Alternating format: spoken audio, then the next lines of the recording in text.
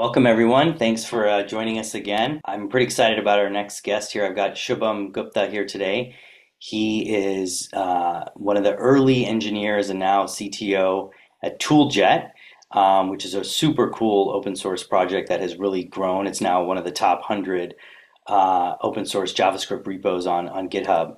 ToolJet's doing some pretty cool stuff. They are building kind of low code, it's a low code platform to build internal applications to help engineers get off of spending all their time on those internal apps and administrative kind of tools and help them build the product features that you want. Shubham's grown the engineering team from a couple of people to over 40 in his 3 years at ToolJet. And you might be kind of wondering, well, how big is this open source project? They actually have 30,000 GitHub stars, 550 contributors, and over 5,000 people in their Slack community. So welcome, Shubham. Thanks, Amar, for the introduction and having me here. Yeah, awesome, cool. So, I guess, where I'd love to start out with is, you guys have raised venture funding from Nexus and others. You're growing fast. I got to believe that managing an open source project like that as an eng leader there's a lot. It's a lot, you got your internal team, but you also have the community.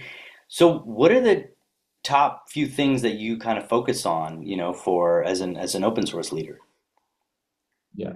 So I think like any software, right, delivery and quality of the product is super important. So that is anyways there. But for an open source project like ToolJet, community is always the center of everything, right? We want our contributors and community people to engage with our code base a lot, right?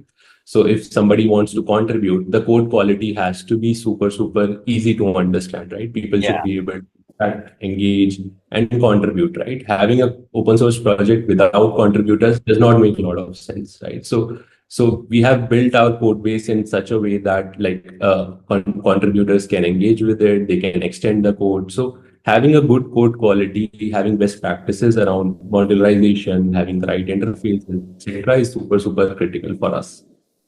You kind of mentioned this idea of making it easy for people to contribute. I find that comes up in a lot of open source projects. They're like, how do we get somebody to do something and create a PR? How do you kind of try to do that to make that easy for people?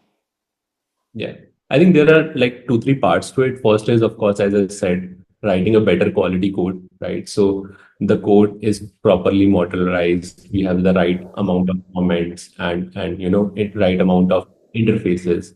One special thing which we do is if you want to contribute a plugin, we have a proper plugin SDK, right? Which people can, they don't have to understand the low level Right. programming. Yeah. Yeah, I think that really helps. The second part is to giving them right support, right? So we have developer relation engineers who are sort of the voice of these contributors, who work with them closely in getting started and getting them started and basically helping them throughout the journey of these contributions. And finally, I think we use new technologies in Gen AI, like tools like Bito yourself, right, to do the right code review. Our team members are very, very careful in taking the advantages of these tools to get things going. Oh, cool.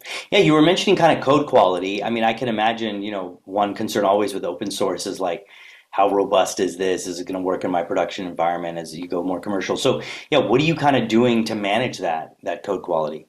I think code review, I think, is the biggest piece of it, as I said, right?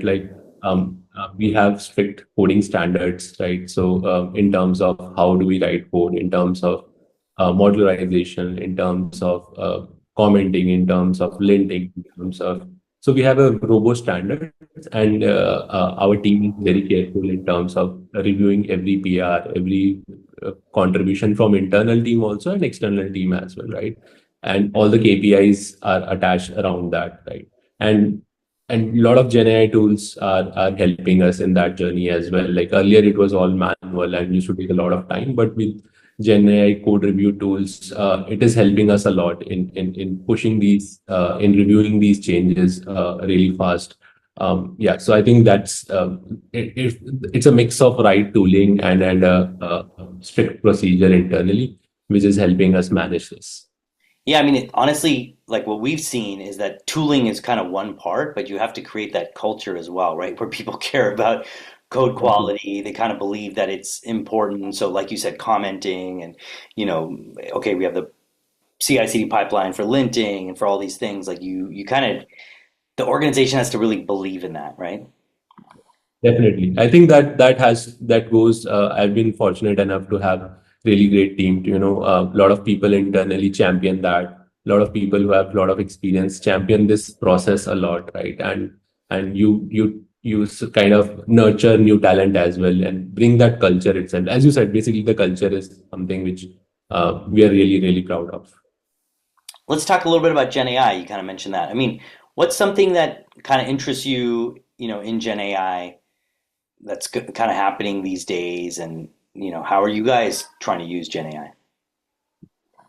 I think there are a lot of things. It's just first of all very hard to keep track of things. It's But I crazy, right? I mean, there's just so much happening, and there's always some big announcement. every day there's a big announcement, right? Either some new model, either something new product and stuff like that, right? So I think the biggest thing which I'm looking at today is like the landscape of search, right? So Google has been ruling that for a really long time. I think almost half of my life, and how that will change with the entry of Search GPT and Meta AI, and a lot of other perplexity, of course, right? So I think that would be super interesting how it will change the user behavior, how it will, how will the landscape look like 5 years down the line is something I'm really interested about. And in terms of how do we use, I think it's a great. I see Gen AI today internally in ToolJet as a productivity play, right? And so it's kind of culturally we are trying to imbibe in everyone to think of Gen AI as a co-pilot for every role and function, right? So engineering, people use it to write code, people use it to write test cases, code reviews. A lot of cool things are happening. We use different set of tools, different set of tools which works best for us. Marketing people are using it for writing copy, content, blog, image, like a lot of stuff. So basically, it's like a co-pilot and productivity tools for every function, I think, and like people are loving it, I think. Yeah, I mean, I think that's kind of one of the interesting things is that it can really kind of seep into the whole organization, right? And different roles and tasks. I mean, I think there's obviously a lot of specific tools coming up, but then there's just kind of the general models that can do so many things, right? Like you said, across marketing, sales, engineering, you know. Yeah. Right. Okay, cool. Um, so what's something that you kind of, as you guys are putting more in Gen AI internally, also thinking about it in your products, what has been kind of something that maybe is you thought was true in a year ago that has played out differently when it comes to Gen AI? I think one thing I underestimated was the rate at which these models could innovate, right? I thought it would be much. It will take a lot of time for these models to Yeah. be come up to the speed of to the requirements of the production use case. But now I'm seeing 1 year down the line, these models are much more faster in terms of tokens per second. They are not hallucinating that much. The accuracy is much more, right? So they are close to becoming useful in a lot of production and real use cases. So I think that's one of the biggest learning, and I think these models will continue to innovate much faster than any kind of tech revolution which happened in past.